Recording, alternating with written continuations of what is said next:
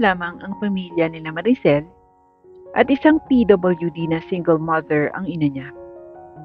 Sa pagkakaalam niya, ay may unang pamilya ang kanyang tatay kaya't hindi pinanagutan ng kanyang nanay.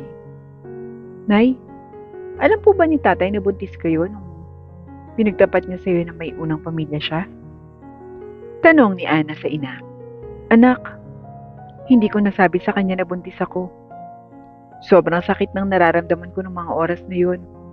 Kaya't mas pinili ko na lamang na hindi sabihin ang tungkol sa pagbubuntis ko. Paliwanag ni Lolit na nanay ni Maricel. Ganun po ba, Nay?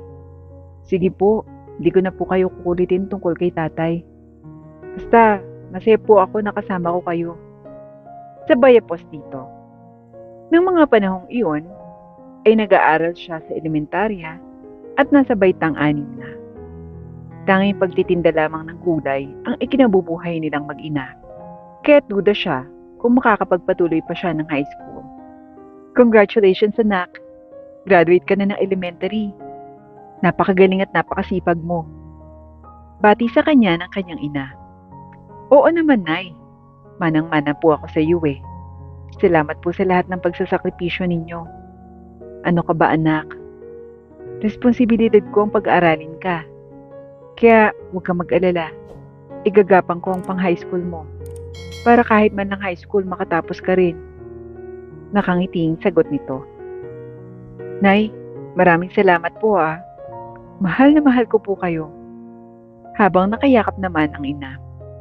O siya, kumain na tayo. Nagluto ako ng kalahating kilong pansit. Mabutit nagbigay ng pangrekado ang tita mo.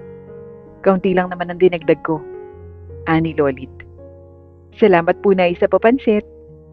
Wala yun anak. Lahat ay gagawin ko para sa iyo. Anak kita eh. Pagkatapos nilang kumain, ay nagkwentuhan lamang ng sandali ang mag-ina.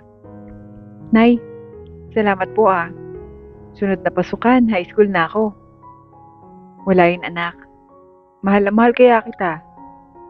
Kay talaga, Nay. Oh, medyo gabi na rin po pala. Oo nga anak. Siya, tayo nang magpahinga at i-enroll na kita bukas din sa high school. Sige po, Nay, matulog na po tayo. Kinabukasan nga, ay kagad namang in-enroll ni Lolit ang anak dahil gusto niyang makatapos man lang ito kahit high school. Ngunit may isang pangyayari ang naganap. O anak, na-enroll na kita ha. Mag-ready ka para sa pasukan. Magaling ka na at bibo. Salamat po, Nay. Opo, ako pong bahala. Habang naglalakad pa uwi ang mag-ina, bigla na lang sumakit ang likod nito at sinabayan pa ng pag-ubo nito na may kasamang dugo. Nay, ano pong nangyayari sa inyo? Anak, wala to. Huwag mo akong alalahanin. Nay, hindi. Halika na po. Dadalhin ko kayo sa pinakamalapit na ospital. Kaagad namang humingi ng saklolo si Maricel at nadala ang nanay niya sa pinakamalapit na pagamutan. O Nay, kamusta na kayo? Masakit pa ba ang likod niyo? Tanong ni Maricel. Anak, okay na ako. Tara na umuwi. Wala tayong pambayad dito. Nay, sandali lang po. Antayin natin yung resulta ng test niyo. Maya-maya pa ay dumating ang doktor na may examine sa kanya at sinabing, Nay, Iha, may tuberculosis po ang nanay niyo. Ito po ang mga gamot na kailangan mainom niyo at kailangan niyo rin pong magpahinga. Dahil kung hindi, baka hindi niyo na po magawang tumayo pa. Gawa ng likod niyo. Paliwanag ng doktor. Salamat po, Dok. Nay, narinig niyo po yung sinabi ng doktor. Magpahinga daw po kayo. Ako na pong bahala. Anak, paano ako makakapagtrabaho niyan ngayon? Paano ang pag-aaral mo?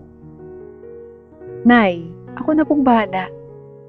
Maghanap po ako ng trabaho.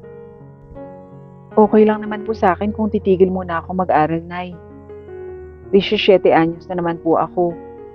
Susubukan ko pong maghanap ng trabaho para makabili tayo ng gamot niyo. Anak, napakabata mo pa para magtrabaho. Pasensya ka na napakahina ng nanay mo. Nay, huwag niyo pong sabihin yan. Malaki po ang ginawa niyo para sa akin. Kaya ngayon, ako naman po ang mag-aalaga sa inyo at maghahanap po ako ng trabaho. Nakauwi naman sila ng bandang katanghalian. Kaya't pagka-uwi sa kanilang bahay, nadat na nila doon ang tita niya, ang kapatid ng mama niya, na hinihintay sila. Oh, mabutit dumating na kayo. Kumusta ka na, Lolit? Okay naman ako. Magpahinga daw, sabi ng doktor. At saka nagbigay po ng reseta yung doktor, tita. Kailangan daw pong mabili ang mga ito. O sige, ako na munang bibili. Sagot nito. Salamat po, tita. Pero magtatanong na rin po ako, baka may alam po kayong trabaho na pwede kong pasukan. Tanong ni Maricel. Sige.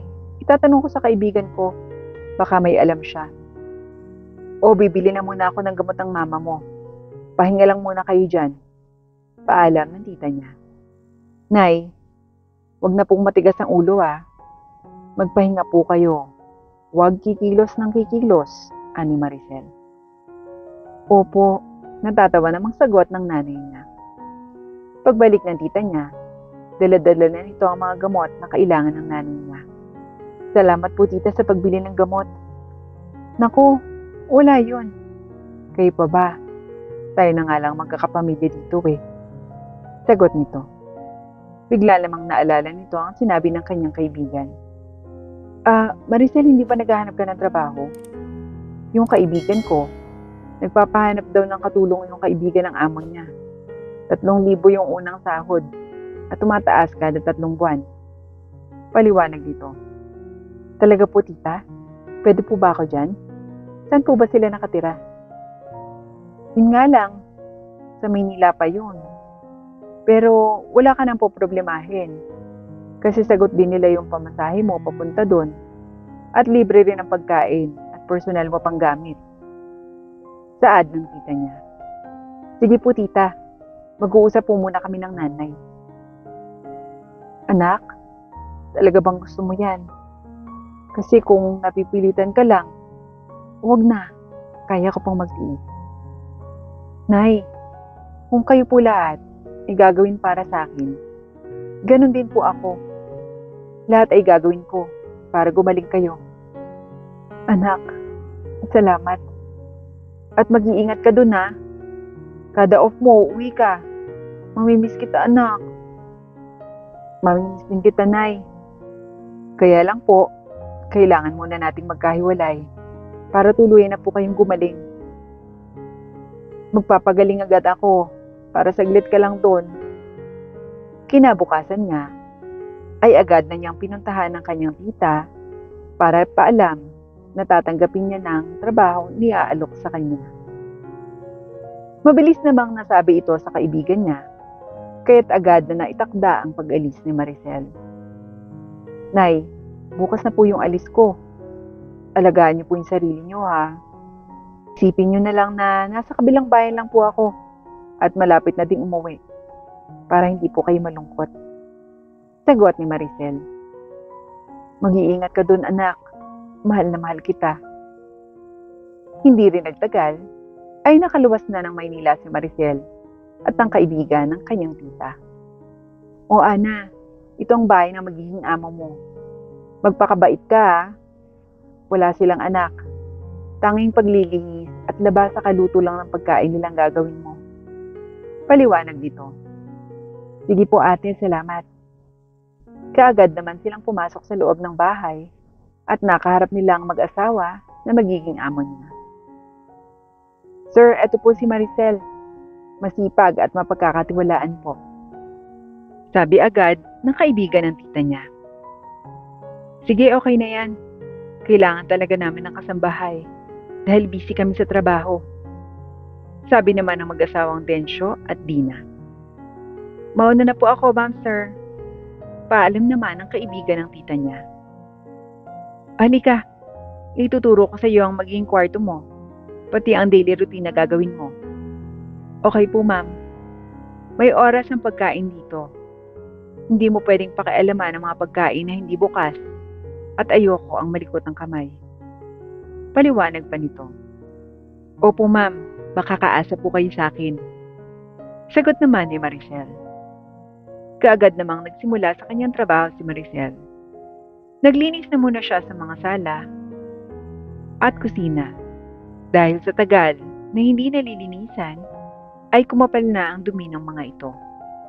Ganoon din ang mga kasangkapan na matagal nang hindi nagagamit. Maya-maya nga ay nakaramdam ng gutom si Maricel. Ngunit mahigpit na sinabi ng amo niya na ang lahat lang ng bukas ang maaari niyang galawin. Ayun, nakita niyang may bukas na chicherya at isang soda, kaya't dali-dali na siyang kumain. May bigla namang tumawag sa telepono. Hello? Sino po ito? Ako to, Maricel. Si Ma'am Dina mo. Magluto ka ng pagkain, ngayong lunch. Uwi kami ng sir mo. Sigaw nito na mukhang mainit ang ulo. Okay po, ma'am. Kaagad na nagluto si Maricel ng adobong manok at sinigang na baboy dahil nakita niyang bawas na naman ito. Maya-maya lamang ay dumating na ang mga amo niya. Palagi naman ikaw ang tama. Ikaw ang magaling magdesisyon. Puro ka trabaho. At ngayon mag-a-abroad ka pa? Paano naman ang gusto kong pamilya? Sigaw ni Densyo. Ano ka ba? Para sa atin naman ang ginagawa ko. Kala ko ba naiintindihan mo? Oo, Dina. Nung una, iniintindi kita. Lahat. Pero ngayon, ilang taon pa. Palala ng palala. Puro na lang para sa iyo ang mahalaga. Ni hindi mo nga ako mabigyan ng anak. Sigaw naman, babalik ni Densyo. Isang malakas na sampalang ibinigay ni Dina matapos ang salitang binitawan ni Densyo. Akala ko ba naiintindihan mo? Pinakasalan mo ko. Alam mo, hindi ko na kayang magbuntis dahil sa aksidente ko noon. Ewan ko si Densyo. Mga pagtatalo na nakita at narinig ni Maricel hanggang sa mapansin siya ng amo niyang babae. Ano Maricel, nakaluto ka na ba? Opo ma'am. Tinikman naman ito ang luto niyang adobo. Ano ba to? Napakaalat. Saka pang tanga ka. Sabay hagi sa kanya ng Tupperware na pinaglalagyan ng ulam. Umiyak lamang noon si Maricel dahil sa mga nangyari. Nakita naman yun ni Densyo, kaya tinulungan siyang ayusin at linisin ang natapong ulam sa kanyang katawan at sa sahig. Pasensya naman Maricel. Umiiyak lamang si Maricel. Nakita naman ni Dina ang ginawang pagtulong ni Densyo dito, kaya't lalong uminit ang ulo niya. Walang iyakang babae ka. Nilalandi mo pang asawa ko. Matapos na matikman ko yung luto mong maalat. Sabay sampalat sa bunot nito at walang awang kinaladkad, palabas at pinalayas. Ma'am, tama na po. Umiyak na si Maricel. Lumayas ka. Lumayas kahit kung babae ka. Wala namang nagawa si Maricel kundi ang umalis. Kahit wala naman siyang ginagawang masama. Simula noon, nag-apply siya sa iba hanggang sa makapasok siya ng part-time sa isang hotel bilang housekeeping. Pinag-igihan niyang mabuti para lamang ma-regular siya. Finally, Maricel, regular ka na. At full-time na ang trabaho mo dito sa Hotel Kasiana. Saad ng HR. Talaga po, ma'am? Thank you po talaga. Sobrang malaking tulong po ito sa nanay ko. Salamat po. Tumagal pa ng tumagal si Maricel hanggang sa naging taon na nga ang trabaho niya sa hotel. Maraming mga kwarto na rin ang nililinis niya doon. Hanggang sa isang araw, isang tao ang hindi niya inaasahang makita sa isa sa mga kwarto ng hotel. Housekeeping po, katok niya. Pinagbuksan naman siya ng isang mahinang babae na may sakit dahil sa mukha nito na naninilaw na. Pasok, pakilinis mabuti ha. Pati yung CR, pati yung kama. Salamat. Okay ma'am. Kaagad namang nilinis ni Maricel at nang matatapos na nga, ay biglang umiyak sa kirot at sakit ang babae. Ano pong nangyayari ma'am? Nakaturo naman sa isang gamot ang babae, kaya't inabot naman niya ito agad. Salamat ah. Madalas na umatake ang sakit ko. Kaya pain reliever lang ang ginagawa ko. Ganun po ba? Palagi palang dapat na nasa katawan niyo o malapit ang gamot, Ma'am Dina. Kilala mo ako? Tanong nito. Opo, ako yung dati niyong katulong, si Maricel. Pakilala niya. Maricel? Ikaw nga yan. Patawad sa ginawa ko noon. Tingnan mo nga naman, ang liit ng mundo. Makikita pa pala ulit kita. At ikaw pa ang tutulong. Naiabot ang gamot ko. Kung hindi, baka wala na ako dito sa sobrang sakit. Sana, patawarin mo ako nung sa ginawa ko ng pananakit sa'yo. Ma'am, wala na po yun. Matagal na pong lumipas yung mga ilang taon na. Ang gawin niyo po ngayon, magpagaling po kayo para naman mailibre niyo ako ng isang beses ng pagkain. Pinong sagot niya dito. Sige, ililibre kita, Maricel. Salamat sa pagpapatawad mo sa akin talaga. Naiiyak na sagot ni Dina. Opo, ma'am. Nasaan po pala ang asawa niyong si Sir Dencio? Matapos ang insidente natin, ilang buwan lamang, iniwan na niya ako. Sumama sa ibang babae. At balita ko ngayon, may anak na siya. Masaya ako para sa kanya. Habang tumutulo ang luha nito. Naku ma'am, tama na po. Huwag na po kayong umiyak. Kaya nga po dapat palalo kayong magpalakas. Ibig sabihin lang po nun, binigyan pa po kayo ng oras para sa sarili niyo po. Kaya dapat alagaan niyo po yung sarili niyo. Dahil habang buhay, may pag-asa ma'am. May bagay talagang nangyayari. Kasi yan ang magpapatibay sa atin para sa susunod pa nating mga dagok sa buhay. Salamat talaga. May nakausap ako ngayon. Hayaan mo, magpapalakas ako para matuloy naman ang paglibre ko sa iyo. Bigla namang nag-iba ang mood ni Dina matapos marinig ang mga sinabi ni Maricel. O ayan ma'am, mas bagay po sa inyo ang nakangiti. Salamat. Sa kabila ng masamang ipinakita ko sa iyo, mabuti pa rin ang ipinakikita at pinararamdam mo sa akin na. Wala po yun ma'am. Unti-unti namang naging maayos ang kalagayan nito, maging ang nanay niya.